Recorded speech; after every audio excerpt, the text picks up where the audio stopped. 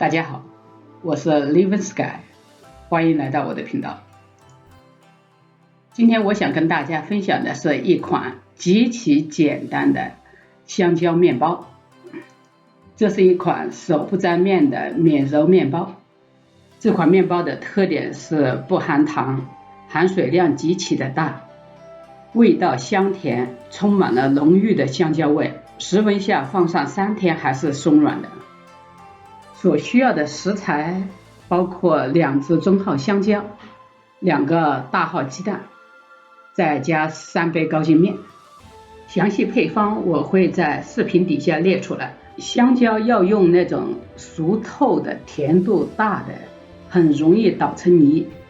鸡蛋和香蕉要充分混合，用打蛋器朝一个方向搅拌，一直到没有任何颗粒。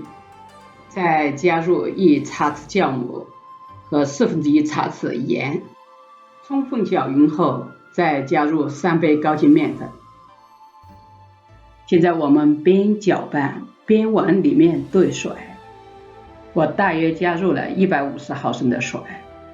根据香蕉、鸡蛋的大小，还有不同牌子面粉的吸水量，可能每个人会稍微有所不同。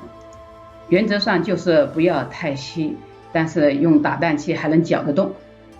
最后再加入45毫升植物油，充分搅拌均匀，感觉到整个面糊都能跟着搅拌器一起旋转就可以了。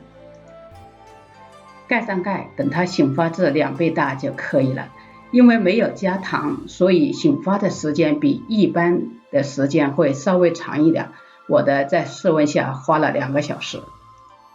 将发好的面糊用橡胶铲从底下往上翻，这样可以将面糊中的气体快速的排尽。我准备了一个带盖的不粘的吐司盒，大小是4寸乘13寸，比最常见的1磅面包盒长一点。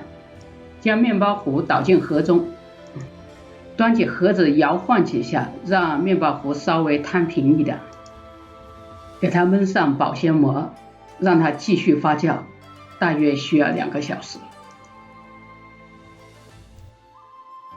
预热烤箱到375华氏度，在面包表面撒上一层奇亚籽，没有的话也没关系。将发至8分满的面包糊盖上盖，放进烤箱烤30分钟，再揭掉盖子继续烤15分钟。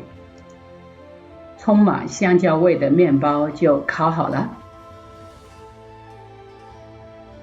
立即脱模，放到架子上冷却。等冷却后就可以切片了，留够2天吃的面包，剩下的可以密封冷冻。今天的分享就到这里，谢谢大家。如果喜欢我的视频，欢迎订阅我的频道。下次再见，拜拜。